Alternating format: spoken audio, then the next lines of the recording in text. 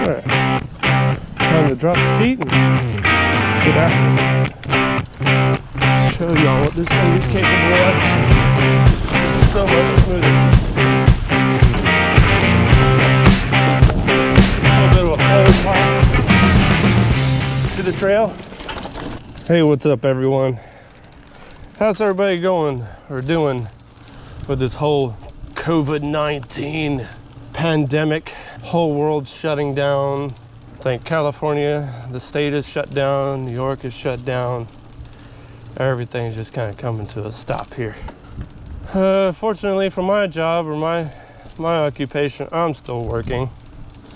My wife, she's still working. I'm a truck driver. She does marketing for Whirlwind Steel Buildings. So if y'all looking for a building, y'all can still kind of get out there and go apparently do business with Whirlwind Steel Buildings now. But me and my family, we're doing pretty good. With me being a truck driver, it seems like I'm always going to be the last man standing here as far as getting everything around the country, because where I work is a freight forwarding facility. We move air freight, we move intermodal, and we move... Oh, hello, how you doing? Okay, how are you? Oh, you got the pups out. Yeah, I got them out. This trail gets narrow and narrow. Yeah, it does. As the cane break. All right, you have a good one. Thank you, too. Yeah,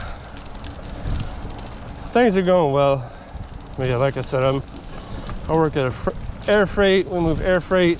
We move intermodal to trains and cargo ships. In the middle of the week, we heard the Barber's Cut ship channel, or the Barber's Cut port and Bayport shut down for maybe like a day or two during the week, but then everything got back to work. So we're doing pretty good. How are you guys doing? If y'all want to leave it down in the comments, tell everybody what kind of occupation you work and where you stand with this whole pandemic, whether you're being quarantined or still out there out and about working, getting out with everybody. Luckily for me, before all this chaos spun out of control, I got my new bike. As y'all can tell, it's red. So let's stop and take a look at this beauty. Voila! Finally, my first full suspension bike. 130 in the front, 130 in the back. This is the Cannondale Habit 6. I took the Habit 6 and bought a dropper post, which is a KS. I believe this is a 125 travel. It's perfect. That's I was actually able to snag the dropper post before everything shut down. I want to give a shout out to Sun and Ski over in Katy Mills, because luckily I think it was on Tuesday where I started to realize where everybody was starting to shut down, and even my wife was telling me, hey, like by this weekend things are gonna be looking a little rough. And sure enough, whenever I got to Katie's Mill, I had no idea what they were planning to do, but just as the fact that whenever I got there, right at 7, they decided to shut the doors at 7 o'clock. I got there at 7:02, 7:03, and luckily the employees were still in the Sun and Ski department, and one of them just happened to see me and they knew what I was there for, because I already ordered it. And they were just like, hey, here you go. They just they just threw it out the door and said, here you go, don't want to touch you, stay away from me, have a good time. So I appreciate that, guys, over there at Sun and Ski. I couldn't ask for any better service from you guys.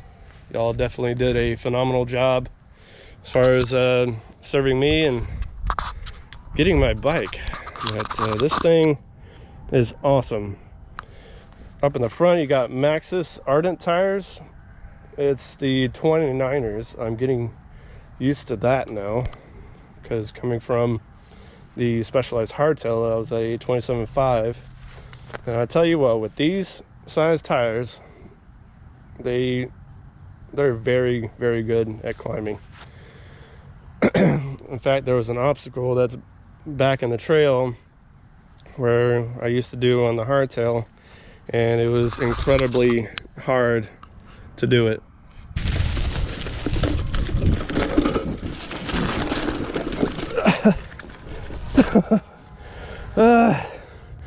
With this bike here, I was able to do that obstacle with no issues.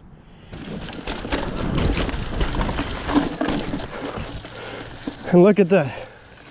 I got the dropper post installed. It's got internal cabling that runs through, just kind of peeks out right there, and then just runs out the side, sticks out there, and then just, you kind of get like a basic lever. Kind of don't let the cable sticking out like this, but you can easily replace one for about 15 bucks and it'll look a lot nicer. But then again, it's basic and it works phenomenally. It's just the simplicity of making your seat go up and down. And you also got the Maxxis Ardent in the back as well. The size width of these tires is a 2.4, which I have no issues with. This is enough width for me to have on a bike. I feel if you go any wider, the bike is just going to get heavier, and this bike is already heavy. It's what? Okay. So back to the bike. Yeah, so it's full aluminum. It's pretty heavy, but you still get I don't know, continue on here. But yeah, full aluminum, pretty heavy, but still can manage to get the jumps. What I absolutely love about this bike, as far as being a little bit mechanically inclined, this is what I love about the bike. Each of these components has a torque spec. See here, has 7 pounds, 7 pounds, 5 pounds, 10 pounds, 5 pounds there. So if you are ever inclined on needing to work on this bike or need to take things apart, you at least don't have to open a manual or call the Cannondale hotline and ask them what the torque specs are. Moving on to the shocks, you got the Float Fox back here with the rebound and the compression settings. It just has 3 compression settings, which is opened, mild, and firm. And where you put in the air, it's just this little nozzle here. You screw it off just like a bike tire. And same thing up here in the front. You got the compression setting up here in the front, all the way to complete lockout. That essentially just locks the suspension up in the front completely. This is where you put in your air, and your rebound is right down there. So why I went with the 2019 instead of the 2020 model is because whenever I looked at the 2020 model up in Sun and Ski, that it felt like it was a little bit of a downgrade, because in the rear suspension, the shocks, it only had the rebound setting and no compression setting whatsoever. So to me, I thought if you upgrade to the 2020 and you don't have a compression setting, or you lose the compression setting from the 2019 to the 2020, Jesus, what the? Okay, fishies, alligators, turtles. I'm gonna need y'all to chill for a little bit. I'm doing a bike review. Stop. Yeah, so I was talking about the differences between the 2019 and 2020. Is that you don't get the compression setting in the rear suspension. So to me, they knocked down the price because this is a 2019 model, and going to the 2020, you're going to be paying $500 or $600 more than the 2019.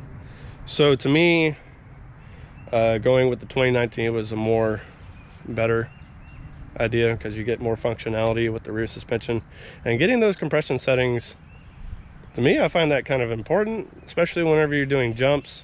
You want to be able to lock out the rear suspension at least and kind of turn it into a hardtail, so you can basically boost out the jumps a little bit more. I guess you can correct me what I'm talking about, but essentially from what I've read, as far as making your bike better for jumps, you want to make your rear suspension more firm, or better yet, just completely locked out. So it just makes it easier for jumps. All in all, this is a great bike. I guess what y'all can already notice here is that you don't get a lot of room for a water bottle down here. Luckily, I know y'all see that it's touching the water bottle right there, but it's not damaging anything. And as far as whenever I sit on the bike, this flexes up and it just goes away from the water bottle. So as I'm riding, it's not messing with that water bottle much. So I think I'm good there. So without further ado, let's get back on the trails. All right, time to drop the seat and let's get after it. Show y'all what this thing is capable of. It's so much smoother. A little bit of a flowy part to the trail.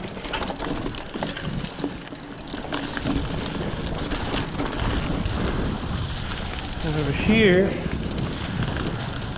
take a right-hand turn, and this is where it does a little bit of a drop to an uphill climb. And look at that, just did it like nothing. The thing I kept running into, as far as researching about what kind of travel I need, or what kind of travel I should go for in a full suspension. And a lot of guys said, don't get the short suspension, don't go for it. You don't want it. You'll basically outride it real quickly, and you'll already want to upgrade to something bigger.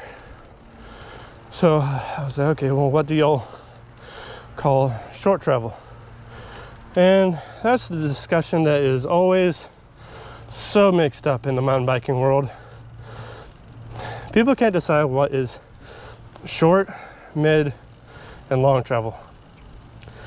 But from what I read from the REI website, is that they consider 80 millimeters to 120 that is considered short travel.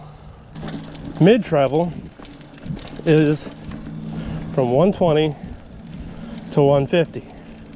And what they consider long travel is 150 all the way up to God knows what, like 200, 250. I don't know how much travel you can get on bikes these days, but apparently you can get a lot. So that's what they define short, mid, and long travel on a mountain bike as far as the REI website. But whenever you research around and you see these guys in forums and they're talking about, okay, like what's short and mid and long travel? And some of these guys will sit there and say, well, to me, short travel is really considered 200 millimeters, and long travel, I consider it to be like 3,000 millimeters. It's like, what the heck? Well, who needs that? Maybe for you, I mean, if you're planning on jumping off a damn 5-story building, which I wouldn't put it past some of these guys, they're that crazy, but I just don't see what the actual term is with all this stuff. So I just went with what REI said then. So this bike would be, according to REI's website, 130 in the front, 130 in the back. It would be considered a mid-travel trail bike. That's what this Cannondale is considered to be, according to REI. And to which, as far as my preference, this is more than enough travel that I need. I don't think there's going to be anything that I'm going to be jumping off that's going to require any more travel than what I have right now. As far as where my skill set is, no, 130 is good. And I've done, if y'all are familiar with the Houston area, I've taken this bike over to the Sugarland trails, and I've done the jumps. I've done all 3 of them. I even did the new one that they just built, not the big one down the roller coaster lowers, but the smaller one. So yeah, I cleared that jump, and this bike just took it like a champ. Didn't have any issues whatsoever. It took the impact, and if anything, if you're bottoming out, you just firm up the compression and you won't bottom out anymore, which is nice to have. Another thing that I'm getting used to on this bike is the hydraulic brakes. My cheap starter Specialized hardtail did not have hydraulic brakes. One of the reviews said that these brakes aren't powerful enough. They don't, I guess these athletes, they require like super Hulk strength brakes, and these things do just fine. I mean, check this out. I'll just go down this whole path, and then see I'm going at a decent speed. It stops. Look at that. It stops perfectly. So I don't know why you would need anything more powerful than that. So I'm trying to think of other things that I can talk about with this bike. I've covered the travel, I've covered the brakes. Ooh, gearing. I don't know what I think the crank has, I think it's at a 30 or 32 up in the front. And as far as your climbing gears, or the cassette in the back, it goes from 11 up to 42. I love this bike for what it can do, and it matches my skill level perfectly as far as where I'm at. If you're the type of guy that doesn't like climbs and you're not inclined to take climbs a lot, and if you're not going to take massive jumps with this 130 millimeter travel, you can still take just average size jumps, just like over in Sugarland. Those jumps, this thing can take every single jump over there. It can do it. There you go. I think I'm all done here, and I'm gonna do a little bit of riding off camera, and I will see y'all next time. If you feel the urge, not even just a slight tickle somewhere in your body that says, I want to go ride, that means get out, go ride, get dirty.